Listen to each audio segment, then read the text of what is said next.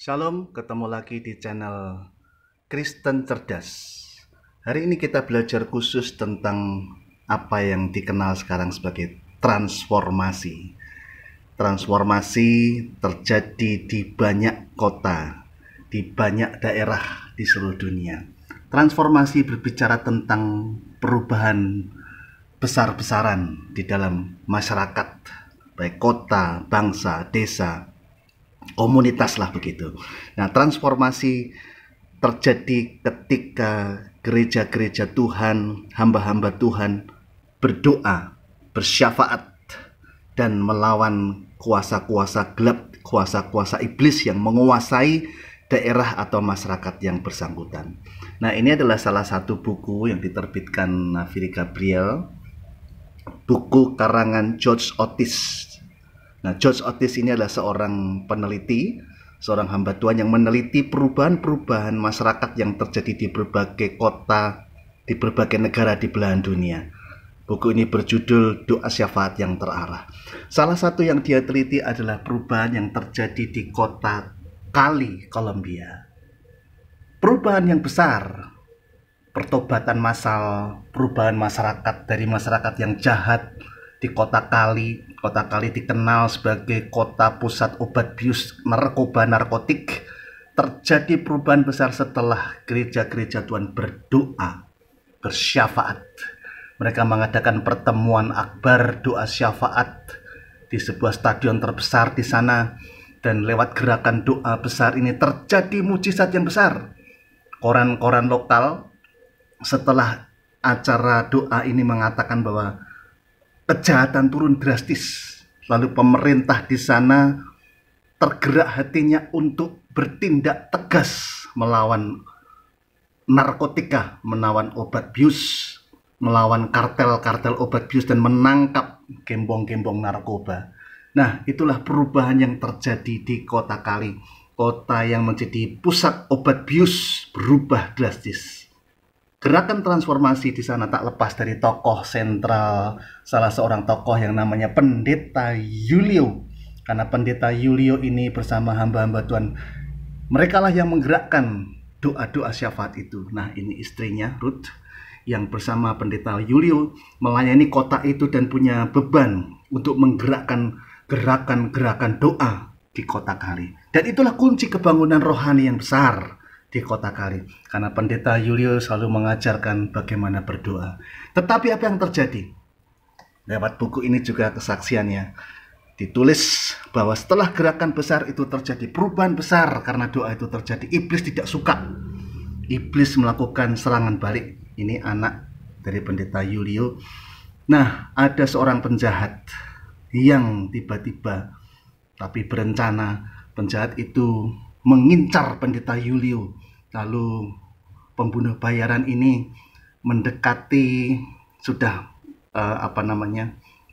sudah menyasar Pendeta Yulio. Dan ketika satu saat Pendeta Yulio akan pelayanan, ini menurut kesaksian anak-anaknya juga, ketika Pendeta Yulio sedang akan pelayanan, pembunuh bayaran itu mendatangi dia dan langsung menembak dari Pendeta Yulio ini, dan Pendeta Yulio itu tewas seketika. Inilah yang terjadi. Peristiwa tragis ketika gerakan transformasi terjadi karena doa. Satu hal yang harus kita ingat, bahwa iblis tidak suka dengan gerakan doa. Iblis tidak suka dengan syafaat. Dan iblis ingin membuat kota-kota kita tetap dikuasai olehnya, tetap menjadi jahat dan najis.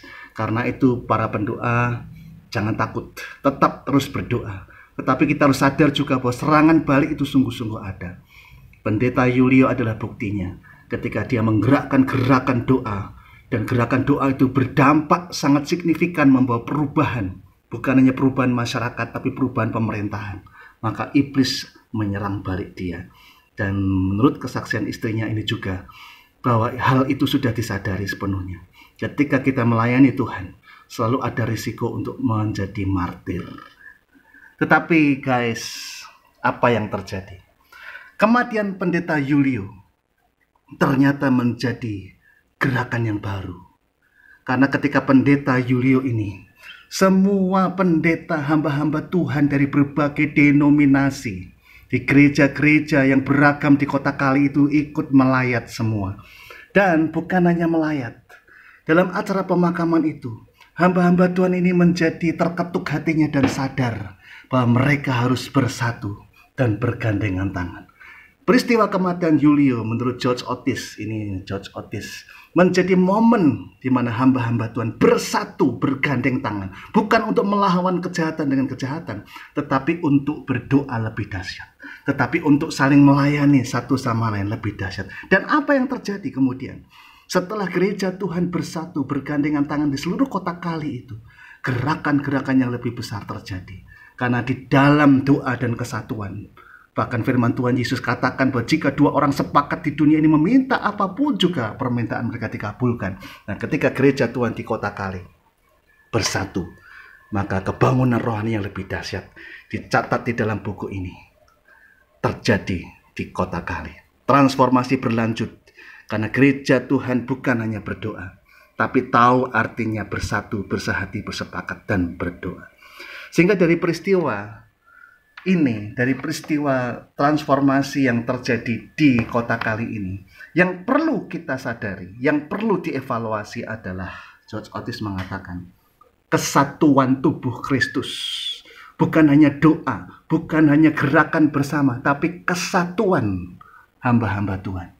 Dan ini yang saya pelajari, betapa sulitnya kesatuan hamba-hamba Tuhan itu. Karena ada beberapa faktor sih yang menyebabkannya. Saya catat ya. Yang pertama sekali, kenapa pendeta-pendeta hamba-hamba Tuhan kurang bisa bersatu? Satu, kurang interaksi. Interaksi itu adalah kontak dan komunikasi. Di dalam gerakan-gerakan kesatuan yang terjadi itu interaksinya formalitas ya. Ya mungkin hamba-hamba Tuhan saling bergandengan tangan di mimbar, bahkan saling membasuh kaki di mimbar. Tetapi itu kadang-kadang formalitas dan kadang-kadang hanya simbolis saja. Yang dibutuhkan adalah interaksi, kontak dan komunikasi. Sebab yang terjadi adalah kita bisa melihat dalam satu kecamatan saja. Mungkin ada 3-4 gereja kalau itu daerah Kristen. Tapi persoalannya apakah gereja-gereja dalam satu kecamatan itu bersatu? Di dalam gerakan transformasi di Indonesia, sebetulnya satu kota saja, sama seperti gerakan-gerakan yang di sini.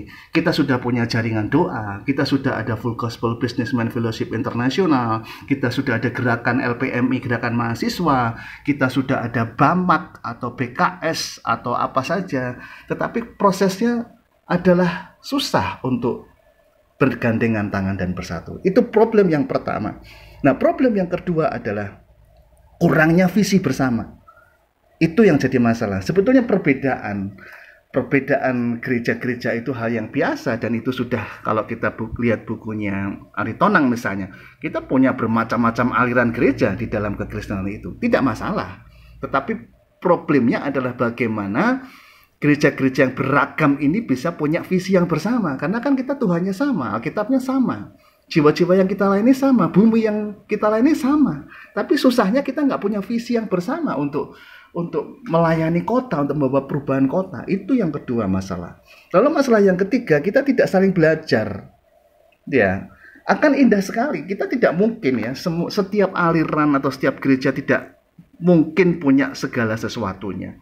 Sehingga yang terjadi sebetulnya adalah pentingnya kita saling belajar satu sama lain. Gereja Protestan belajar dari gereja karismatik soal doa.